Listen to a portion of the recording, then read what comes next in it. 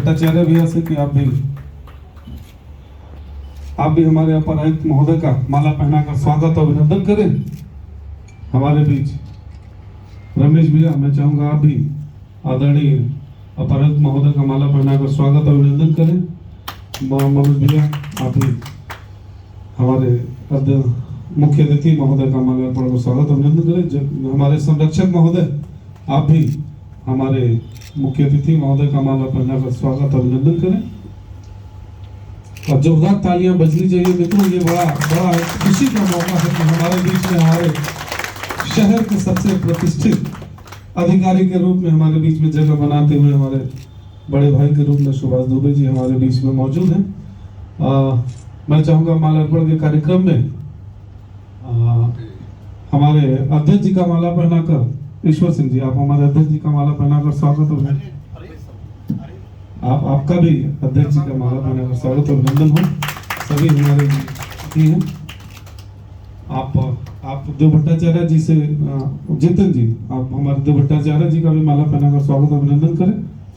और मैं चाहूंगा हमारे बीच में अन्य पदाधिकारी डिम्पी जी, मैं चाहूंगा आप आए और हमारे मुख्य अतिथि महोदय को एक बुके देकर उनका स्वागत और अभिनंदन करें।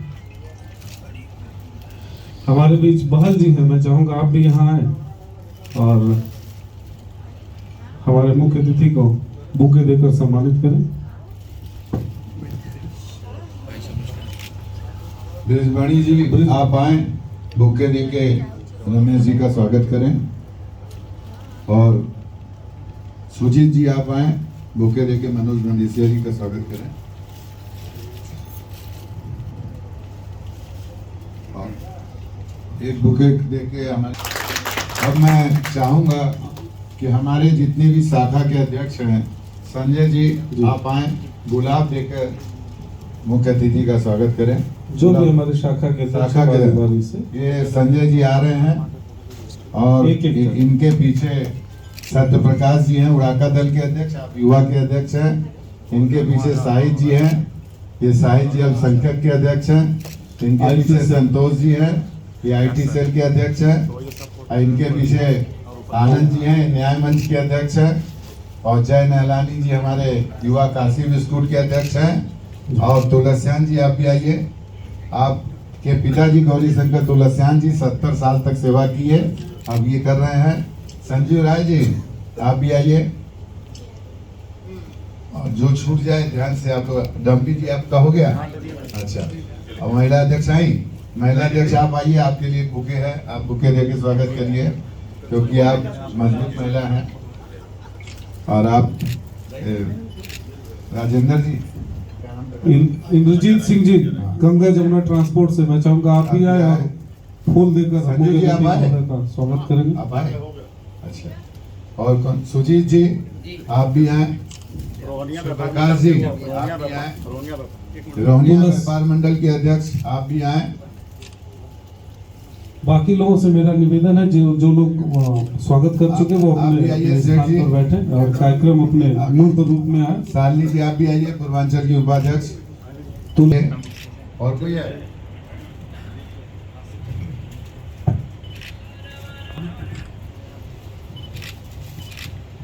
कोई छूट गया हो तो आप लोग आ जाएं। आज केवल सभी व्यापार मंडलों के अध्यक्ष, एक लोग, महामंत्री लोग, एक गुलदस्ता अगर अध्यक्ष अनुमति हो तो मैं भी। ये देखिए, सबसे बड़ा गुनाह हो गया। हमारे संयुक्त महामंत्री जो कि संचालन कर रहे हैं, इनको हम लोग भूल गए। एक गुलदस्ता भी दे दीजिए, आप एक आध माला भी पहना दीजिए, एक आध फूल भी दीजिए और आप दुपट्टा भी उड़ा दीजिए। कहाँ गया वो दुपट्टा लगा? और ये हम लोग अपनी भूल का पश्चाताप कर रहे हैं, इससे दुपट्टा भी उड़वा रहे हैं।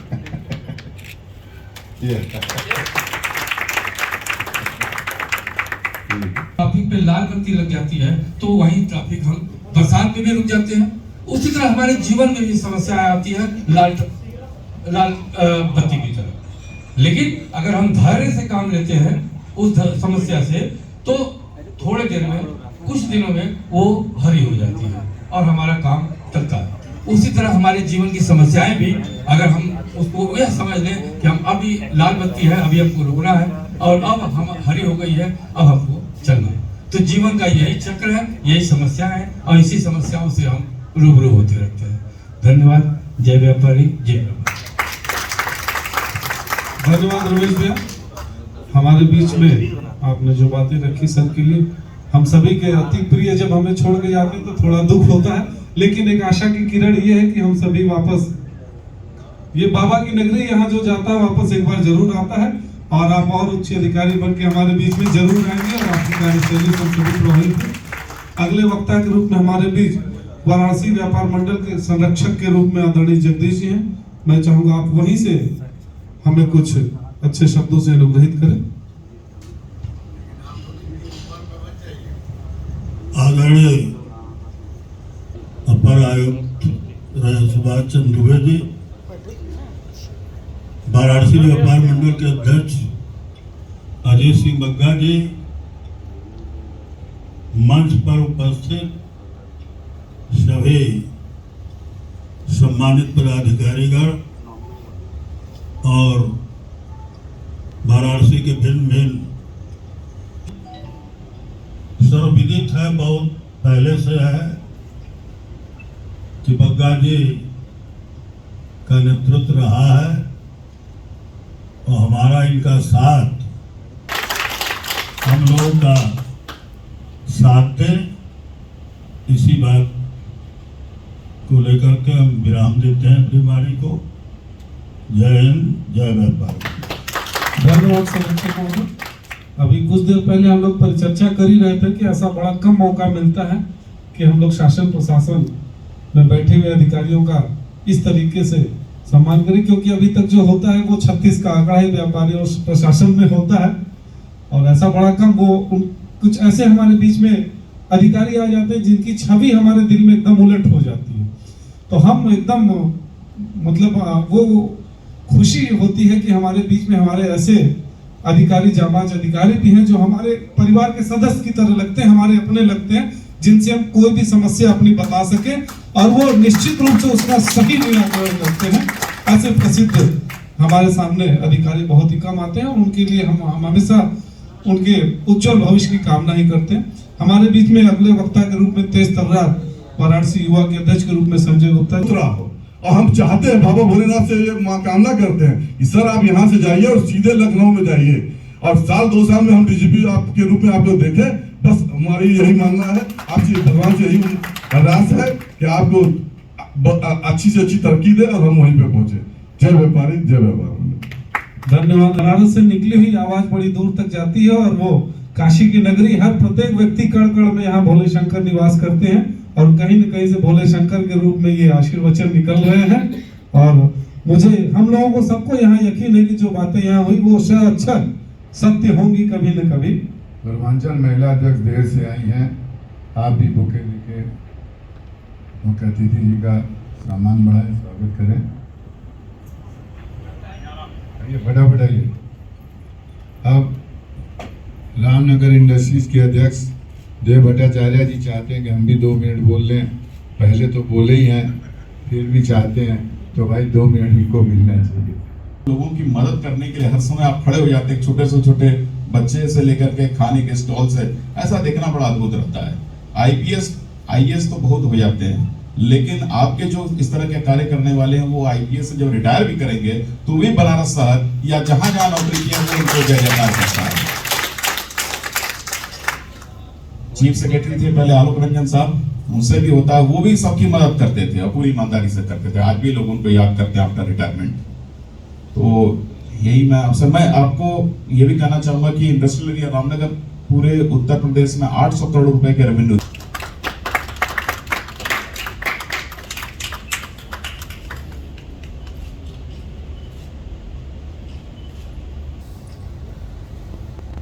देवाधिदेव महादेव की इस अविरल अविनाशी नगरी काशी की धरती पर पिछले लगभग 11 माह की सेवा करते हुए मैंने जो महसूस किया है उसको कह सकते हो कि शब्दों में व्यक्त कर पाना संभव नहीं है, क्योंकि जहाँ भावनाएं अतिरेक में होती हैं, जहाँ पर स्नेह अतिरेक में होता है, वहाँ पर शब्द साथ छोड़ देते हैं। हमारे वाराणसी व्यापार मंडल के वैसे तो वरिष्ठतम, बहुत अनुभवी, लेकिन चिर युवा देवानंद की तरह सदाबहार अध्यक्ष जी बग्गा साहब हमारे दोस्त हैं, बड़े भाई हैं, और मैं कहूँगा कि काफ़ी कुछ इनके अपने अनुभव से, ज्ञान से हम सभी लोग बात करने के क्रम में हमेशा लाभान्वित हुए हैं। हमने जितना इनको समझा है, पाया है, क्योंकि 1 दर्जन से अधिक मुलाकातें ऑफिस में रही हैं, हमेशा इन्होंने जन समस्याओं से जुड़ी बातों को उठाया है। कभी कोई व्यक्तिगत बात नहीं उठाई। अभी मैंने पूछा भी कि कोई व्यक्तिगत काम हो, तो बग्गा साहब ने कहा नहीं, व्यक्तिगत कोई काम नहीं है साहब, जो भी है वो समाज का है, हमारे अपने व्यापारी भाइयों का है। तो आप कह सकते हो कि इस प्रकार का भाव रखना अपने आप में एक बहुत बड़ी बात होती है कि जहाँ व्यक्ति पिबंति नद्या स्वयमेव नाम्भो स्वयं न खादंति खलानि वृक्षा नादंति सस्यम खलु वारिवाहा परोपकाराय सताम विभूतया। नदियाँ अपना जल नहीं पीती। संस्कृत श्लोक का अर्थ ये है कि नदी अपना जल नहीं पीती, फल अपना, जो वृक्ष हैं वो अपने फल को नहीं खाते। वर्षा का पानी वो कभी भी अपने आप को अपने उद्देश्य के लिए उपयोग नहीं करता। वैसे ही जो सज्जन लोग होते हैं, उनका सारा जीवन तन मन धर्म कर्म सब समाज के लिए, दूसरों की सेवा के लिए होता है। तो बग्गा साहब भी व्यापार मंडल के माध्यम से कुछ ऐसी ही सेवा एक महान विभूति के रूप में कर रहे हैं। बाकी क्योंकि मैं बग्गा साहब से हंसी मजाक भी बहुत करता हूँ, तो यहाँ इस प्लेटफॉर्म पर वो सब बातें नहीं बोलूँगा। ये हमेशा कुछ ना कुछ बग्गा साहब हैं, मतलब इतना कह सकते हैं कि विनोदी व्यक्तित्व हैं, हंसते हंसाते भी रहते हैं सबको। तो इस रूप में हमारे दोस्त भी हैं। बाकी जहाँ तक काशी के निवासियों के प्रेम, सौहार्द, त्याग, स्नेह की बात है, तो मेरा मानना है कि इसका भी कोई जवाब नहीं है। काशी में रहने वाला हर व्यक्ति अपने आप को कह सकते हो कि वो अधिकतम सौभाग्यशाली मानता है। काशी के इर्द गिर्द लगभग सभी जगहों पर मैं सेवा कर चुका था पुलिस सर्विस में। सोनभद्र में 2012 में कप्तान था, जहां मैंने नक्सलवाद का उन्मूलन किया था। 5-5 लाख के इनामी नक्सली उस समय लालरत कोल, मुन्ना विश्वकर्मा, अजीत कोल को मैंने जेल में उस समय पकड़ के डाला था, जो अभी भी जेल में ही है। उसी के साथ यूपी से नक्सलवाद का औपचारिक खात्मा हुआ था, क्योंकि जो पुराने लोग हैं वो लोग जानते होंगे, चंदौली में जो हिनौत घाट कांड हुआ था 2004 में, पीएसी का ट्रक उड़ा दिया गया था, जिसमें 16 पीएसी के जवान मारे गए थे और उनकी AK-47 लूट ली गई थी। तो हिनौत घाट कांड के मुख्य सूत्रधार मुन्ना विश्वकर्मा और लालरत कोल थे, जो तब से फरार थे। इनको मैंने 2004 की फरारी में रहते हुए, जब सोनभद्र में 2012 में कप्तान बना, तो वहां पकड़ा। उसके बाद उसके थोड़ा और पहले जाऊं तो 2010 में गाजीपुर भी 1.5 महीने कप्तान के रूप में काम करने का मौका मिला था।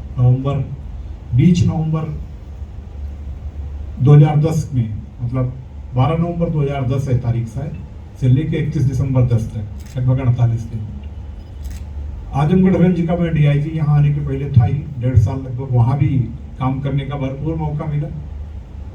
आजमगढ़ मऊ बलिया के सुपरविजन के दौरान भदोही में भी मैं 2014 के लोकसभा के चुनाव में चुनाव आयोग द्वारा भेज दिया गया था, तो वहाँ कप्तान रहा था। इलाहाबाद SSP 2013 में मैं, हमारे साथ बहुत सकारात्मक रूप से जुड़ी हुई हैं और वो हमेशा जुड़ी रहेंगी, ये मुझे दृढ़ विश्वास है। क्योंकि काशी विश्वनाथ की नगरी, इस अलौकिक काशी में जो भी हमारा समय रहा है, हमने उसका अपनी तरफ से भी आनंद उठाया है जनसेवा के लिए, और जनता से भी जितना मुझे लगता है कनेक्ट हो सकते थे उतना प्रयास किया। काशी के जो 84 घाट हैं, आदि केशव घाट से जब यात्रा शुरू करते हैं हम, और जो उधर रविदास घाट पे जा करके समाप्त होती है, तो इस बीच में इस कड़ी को कम से कम अनगिनत बार हम लोगों ने पदयात्रा से कवर किया है, रात में पैदल चलते हुए।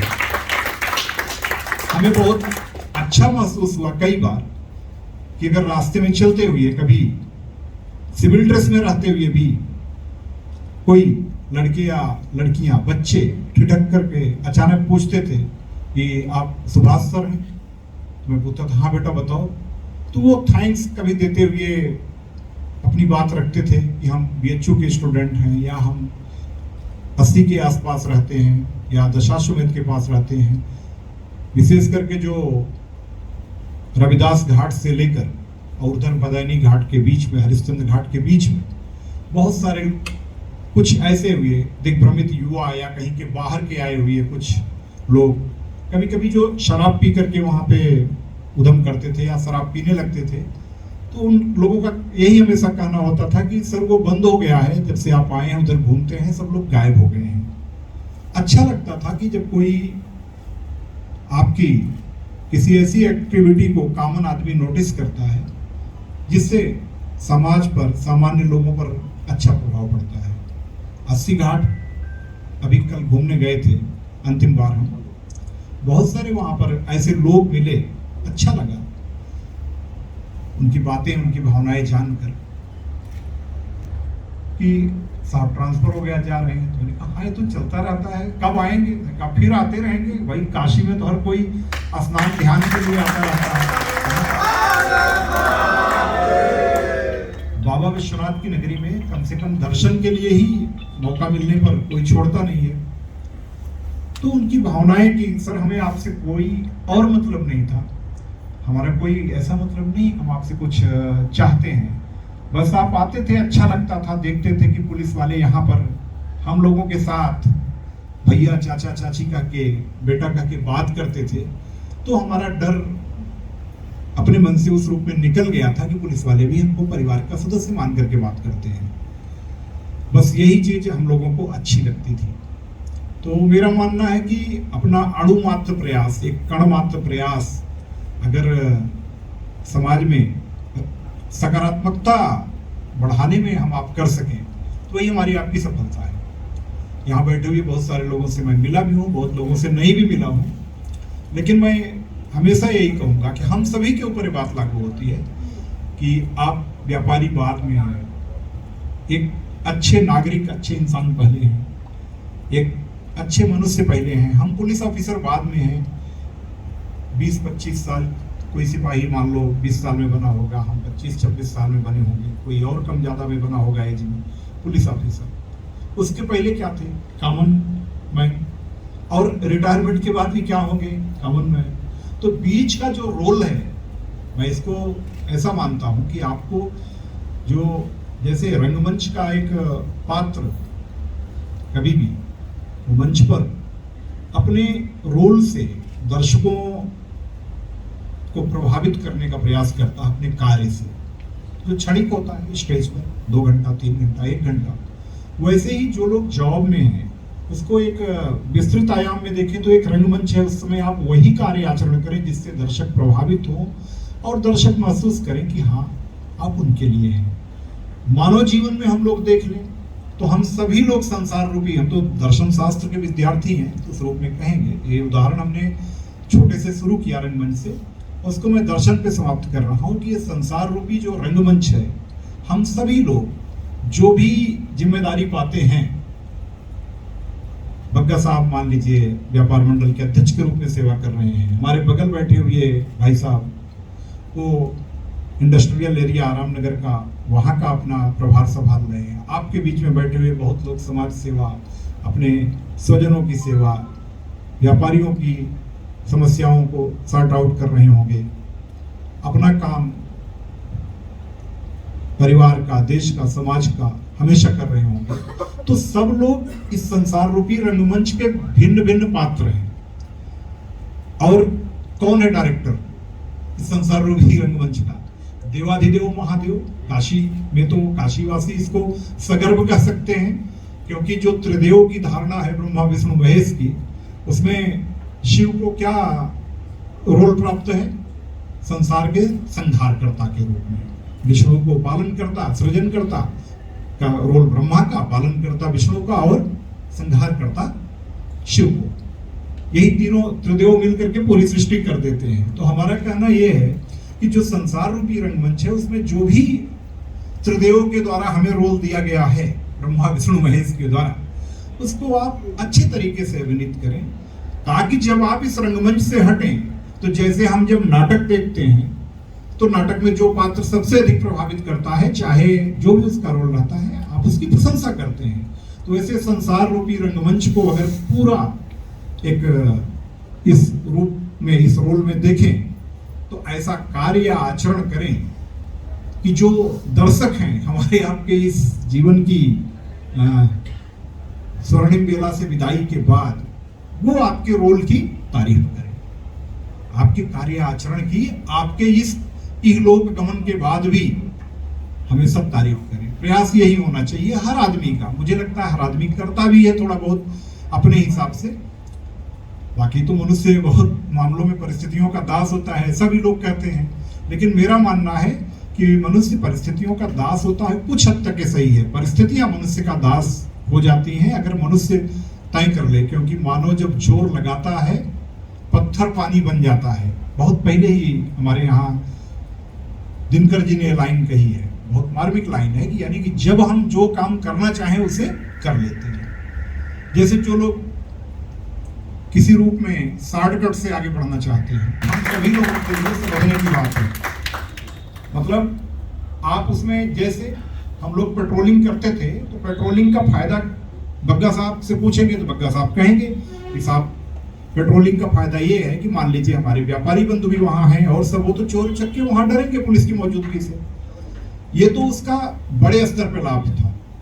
व्यक्तिगत लाभ भी हमको मिलता था। क्या मिलता था बताएं भाई, डंपी साहब भी बताएं।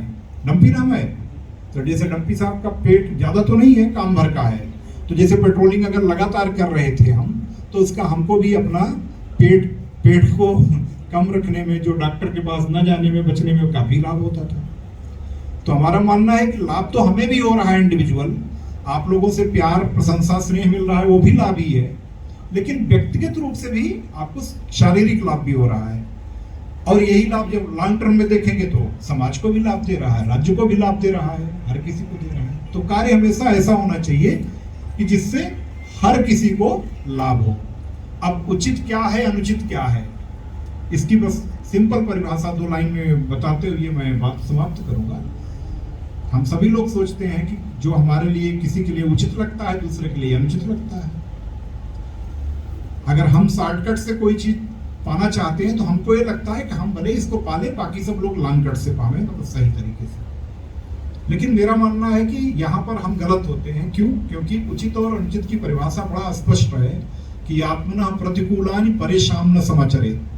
जो हमारे अपने व्यक्तिगत रूप से हित के विरुद्ध है, हमारी वैयक्तिक आत्मा के विरुद्ध है, वो आचरण हम दूसरे के साथ न करें। यानी अगर कोई कहता है कि नहीं भाई हमको तो गाली देना अच्छा लगता है, तो अगर उसको गाली सुनना भी अच्छा लगता है, तब गाली देना अच्छा लगता है, वो कहे, फील करे, तब तो ये बात सही होगी। किसी को भी गाली सुनना अच्छा नहीं लगेगा, देना भले हो सकता है कुछ लोगों के नेचर में हो। तो उचित क्या है कि वही कार्य आचरण आप दूसरों के साथ करें जो कार्य आचरण आप अपने साथ भी महसूस कर सकें, स्वीकार कर सकें। यही उचित और अनुचित की परिभाषा है।